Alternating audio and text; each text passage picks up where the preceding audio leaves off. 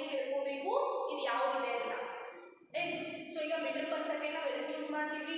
ವೆಲಾಸಿಟಿಗೆ use ಮಾಡ್ತೀವಿ. Yes so ಈಗ ಎರಡೆರಡು ವೆಲಾಸಿಟಿ ಕೊಟ್ಟಿದ್ದಾರೆ. ಸೊ ಹೇಗೆ ಮಾಡಬೇಕು? ಎರಡೆರಡು ವೆಲಾಸಿಟಿ ಇದೆ ಅಂದರೆ ಅಫ್ಕೋರ್ಸ್ ಒಂದು ಇನಿಷಿಯಲ್ ಕನ್ಸಿಡರ್ ಮಾಡಬೇಕು, ಒಂದು ಫೈನಲ್ ಕನ್ಸಿಡರ್ ಮಾಡಬೇಕು.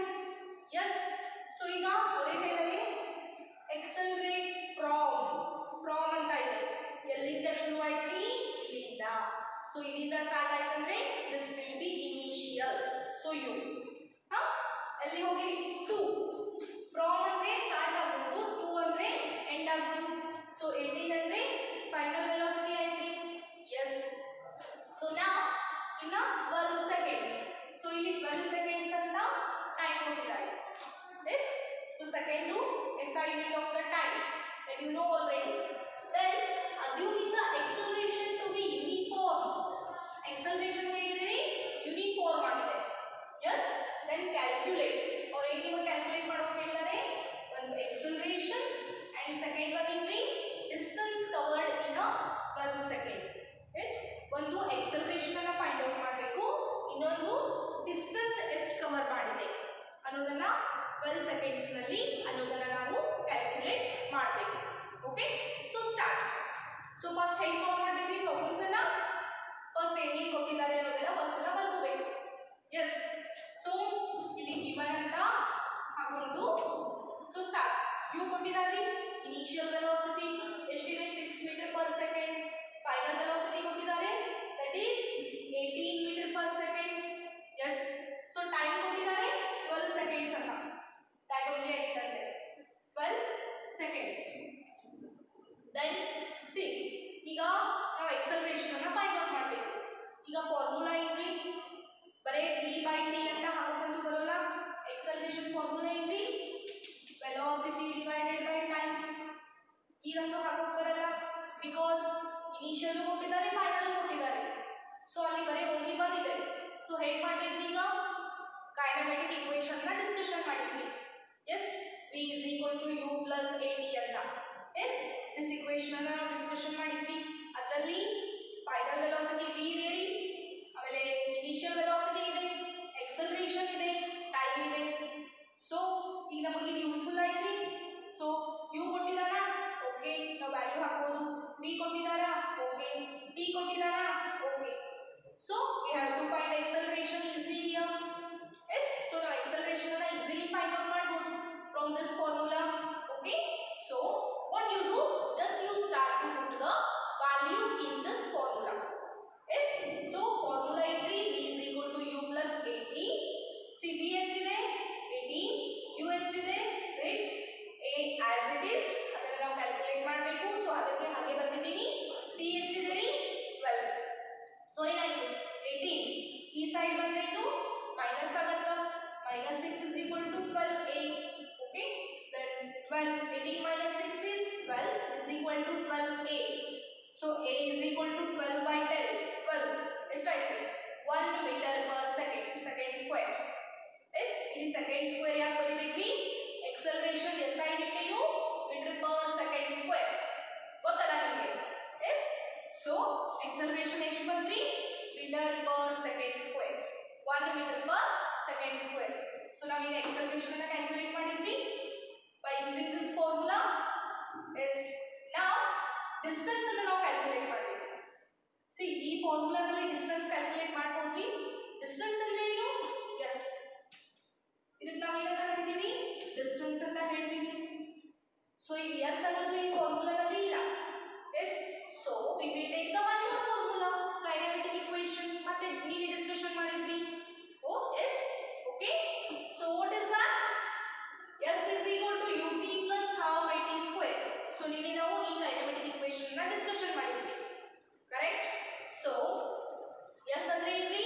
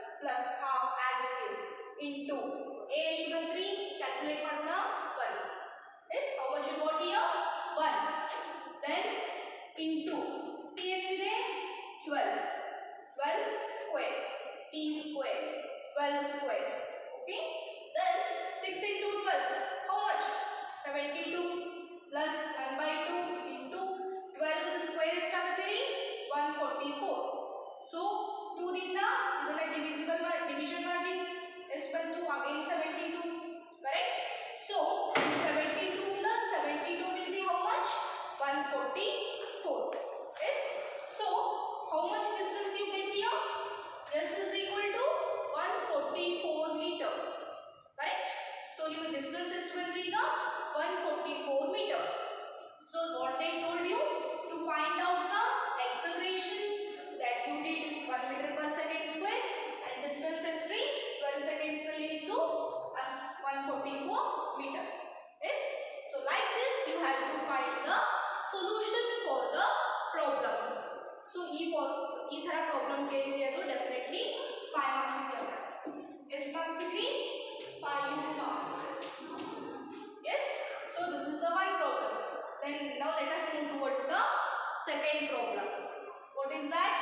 A car moving along a straight highway. One car straight highway ನಲ್ಲಿ ಮೂವ್ ಆಗ್ತಾ ಇದೆ. Then with a speed of 126 km per hour. Speed ಎಷ್ಟಿದೆ ರೀ ಆ ಕಾರದ್ದು 126 km per hour.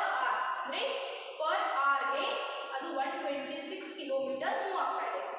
ಪ್ರತಿ ಅವರ್ ಗೆ ಅದು 126 km ಮೂವ್ ಆಗ್ತಾ ಇದೆ on the highway. Car is then is brought to a stop with a distance of 200 meter. ಅದನ್ನ ಒಂದು ಸ್ಟಾಪ್ ಅದರದ್ದು ಸ್ಟಾಪ್ ಬರುತ್ತೆ. ಎಷ್ಟು ಇರ್ತದೆ ಡಿಸ್ಟೆನ್ಸ್ 200 ಮೀಟರ್ ಇದೆ. Yes, then what is the retardation of a car assumed uniform? Yes, so ಇಲ್ಲಿ ಏನು find out ಮಾಡ್ತಾ ಹೇಳಿದಾರೆ ರಿಟಾರ್ಡೇಷನ್. ರಿಟಾರ್ಡೇಷನ್ ಅಂದ್ರೆ ಏನ್ರಿ ನೆಗೆಟಿವ್ ಎಕ್ಸಲರೇಷನ್. Yes, so ಇಲ್ಲಿ ಕೊಟ್ಟಿದಾರಾ this one retardation ಅಂದ್ರೆ negative acceleration. retardation ಏನಂತಾರೆ negative acceleration ಅಂತ ಹೇಳ್ತೀವಿ ನಾವು. ಓಕೆ, ಸೊ ಈಗ ನಾವು ಏನು ಫೈಂಡ್ ಔಟ್ ಮಾಡಬೇಕು negative acceleration ಅಂದ್ರೆ retardation ಅನ್ನ ಫೈಂಡ್ ಔಟ್ ಮಾಡಬೇಕು. along with how does long it will take to car to stop. ಅಂದ್ರೆ ಇದು ಈಗ ಸ್ಪೀಡ್ ಅಲ್ಲಿ 126 km ಸ್ಪೀಡ್ ಅಲ್ಲಿ ಹೋಗ್ತಾ ಇದೆ. ಸೊ ಅದು ಒಂದು ಪರ್ಟಿಕ್ಯುಲರ್ 200 ಮೀಟರ್ ದೂರ ಆದ್ಮೇಲೆ ಅದು ಕಾರ್ ಸ್ಟಾಪ್ ಆಗಬೇಕು. ಎಸ್, ಸೊ ಎಷ್ಟು ಡಿಸ್ಟೆನ್ಸ್ ಗೆ ಅದು ಸ್ಟಾಪ್ ಆಗಬೇಕು ಅನ್ನೋದನ್ನ ಕೊಟ್ಟಿದ್ದಾರೆ, ಬಟ್ ಎಷ್ಟು ಟೈಮ್ ತಗೊಳುತ್ತೆ ಅನ್ನೋದನ್ನ ಕೊಟ್ಟಿಲ್ಲ. ಅದನ್ನ ನಾವೀಗ ಫೈಂಡ್ ಔಟ್ ಮಾಡಬೇಕು. Okay, so let us start one by one. So here what they given first initial velocity they given here. Starting ಎಷ್ಟು ಕಿಲೋಮೀಟರ್ ದಿಂದ ಹೋಗ್ತಾ ಇದೆ ಅದು 126 km per hour.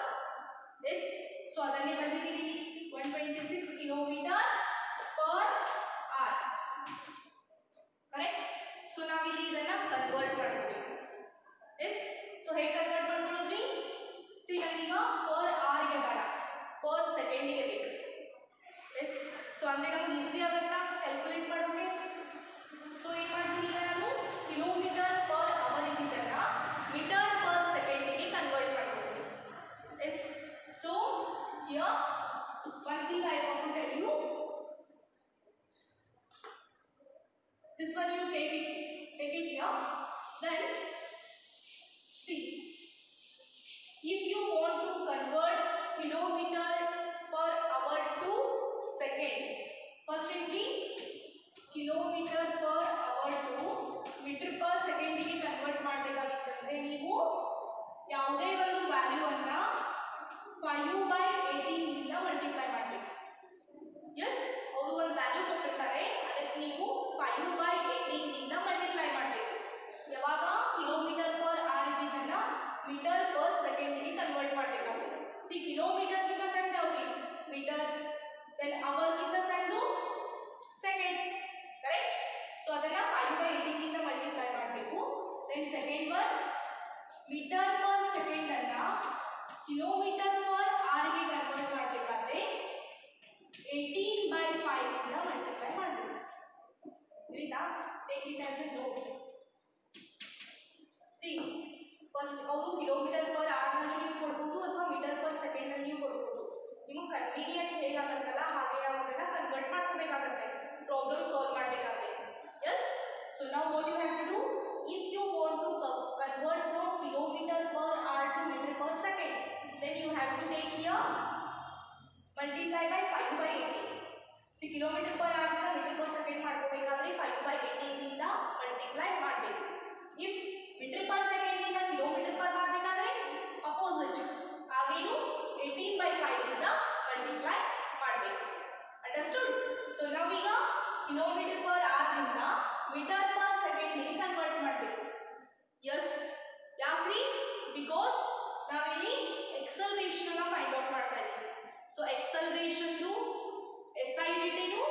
Metre per second square.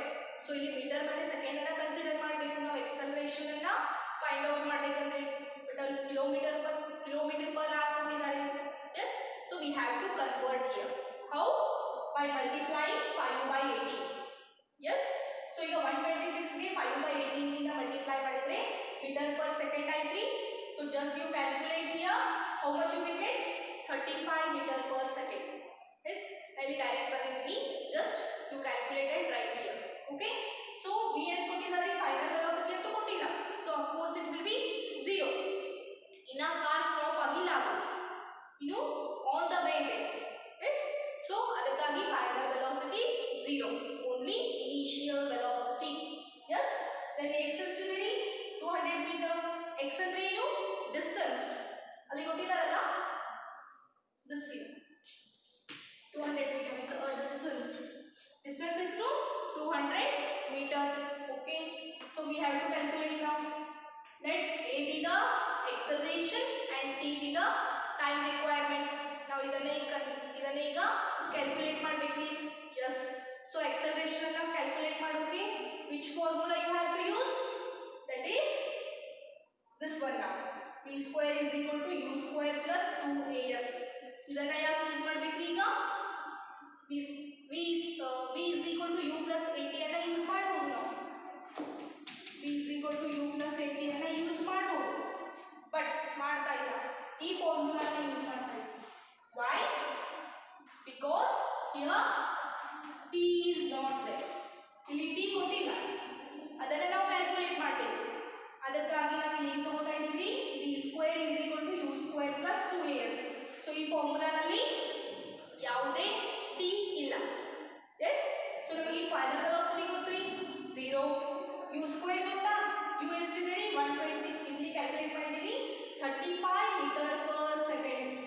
So 35 square plus 2 as it is. A ಅನ್ನ calculate ಮಾಡಬೇಕು, so ಹಾಗೆ ಇಡಿ.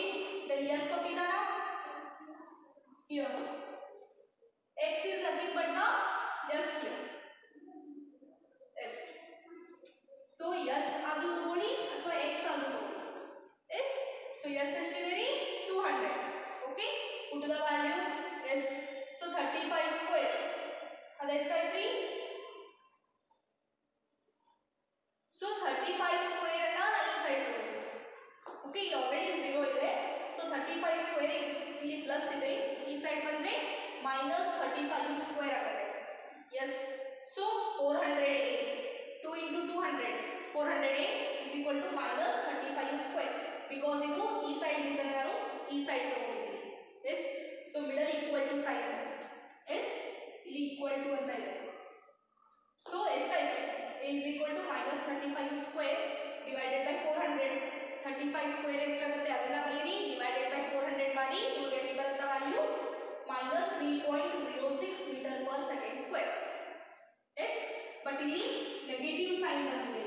Negative sign ಅಂದ್ರೆ ಏನು? Negative acceleration. Yes, so negative acceleration is nothing but the retardation. ಇಲ್ಲಿ ಬಂದಿದ್ದೀನಲ್ಲ, ನೆಗೆಟಿವ್ ಎಕ್ಸಲರೇಷನ್ ಅಂದ್ರೆ ಇಲ್ಲಿ retardation. ನಮಗೆ ಅದನ್ನೇ ಫೈಂಡ್ ಔಟ್ ಮಾಡಂತ ಹೇಳಿದ್ರು ರಿಟಾರ್ಡೇಷನ್ ಅನ್ನ. ಸೊ ನಮ್ಗೆ ವ್ಯಾಲ್ಯೂ ಈಗ ನೆಗೆಟಿವ್ ನಲ್ಲಿ ಬಂದಿದೆ ಅಂದ್ರೆ problem is correct. So retardation ಅನ್ನ ಕ್ಯಾಲ್ಕುಲೇಟ್ ಮಾಡಿದ್ರೆ ನಿಮ್ದು ಎಕ್ಸಲರೇಷನ್ ವ್ಯಾಲ್ಯೂ ಯಾವಾಗಲೂ ನೆಗೆಟಿವ್ ನಲ್ಲಿಯೇ ಬರಬೇಕು. Okay, so the negative sign means retardation. ನೀವು ಹೇಳಿದಾರಲ್ಲ, ನೆಗೆಟಿವ್ ಸೈನ್ ಅಂದ್ರೆ retardation and it is equal to 3.06 meter per second square. ಆ ನೆಗೆಟಿವ್ ಎಕ್ಸಲರೇಷನ್ ಇದಕ್ಕೆ ಈಕ್ವಲ್ ಇದೀರಿ 3.06 meter per second square ಗೆ ಈಕ್ವಲ್ ಆಗಿದೆ. ಸಿ, ನನಗೆ ಪ್ಲೇಸ್ ಇಲ್ಲ ಅಂತ ಸೈಡ್ ಬರ್ತಿದ್ದೀನಿ. You write as below this one. Yes, see ಇದಾದ್ಮೇಲೆ ಅದನ್ನ ಬರೀರಿ, ಸೈಡಿಗೆ ಬರೀಬೇಡಿ. Okay, you have to solve below this that all the part. ನನಗೆ ಪ್ಲೇಸ್ ಇಲ್ಲ ಅಂತ ಸೈಡಿಗೆ ಬಂದಿದ್ದೀನಿ. ಓಕೆ, ಸೊ ನಾವು you have to calculate the time. Acceleration ಅನ್ನ ಫೈಂಡ್ ಔಟ್ ಮಾಡಿದ್ವಿ. ಓಕೆ, ರಿಟಾರ್ಡೇಷನ್ ಅಂದ್ರೆ ನೆಗೆಟಿವ್ ಎಕ್ಸಲರೇಷನ್ ಅನ್ನ ಫೈಂಡ್ ಔಟ್ ಮಾಡಿದ್ವಿ. ಸೊ ಈಗ ಟೈಮ್ ಅನ್ನ ಫೈಂಡ್ ಔಟ್ ಮಾಡಬೇಕು. ಎಸ್, ಸೊ ಟೈಮ್ ಅನ್ನ ಫೈಂಡ್ ಔಟ್ ಮಾಡೋಕೆ ಈಸಿ ಈಕ್ವೇಷನ್ ಯಾವ್ದ್ರಿ? This one. ಸಿ ಈಸಿಲಿ ನಾವು ಫೈಂಡ್ ಔಟ್ ಮಾಡ್ಬೋದಾ time? Write the equation there. So already ನಿಮಗೆ ಗೊತ್ತಿದೆ 0 ಅಂತ. 35. So A and E calculate ಮಾಡಿದ್ರಿ how much minus 3.06. So T ಅನ್ನ as it is ಬರೀರಿ. So ಅದೇ minus 3.06 ಇದ್ದಿದ್ದು ಈ ಸೈಡ್ ಬಂದ್ರೆ equal to ಇದೆಯಾ, equal to ಈ ಸೈಡ್ ಬಂದ್ರೆ ಏನಾಗುತ್ತೆ ಪ್ಲಸ್ ಆಗುತ್ತಾ. Okay, so is equal to 35. then T is equal to 35 divided by 3.06. ಇದು ಎಷ್ಟು ಬರುತ್ತೆ ವ್ಯಾಲ್ಯೂ 11.4 second. ಟೈಮ್ ಎಷ್ಟು ಬಂತು 11.4 second. see time ಅದು SI ಇಂದ ಸೆಕೆಂಡ್ ಇದೆ. don't forget this one. okay, so we calculated here retardation, that is negative acceleration, and the time by using the formulas. okay, then we will take the some more problems, then you will understand it better. okay.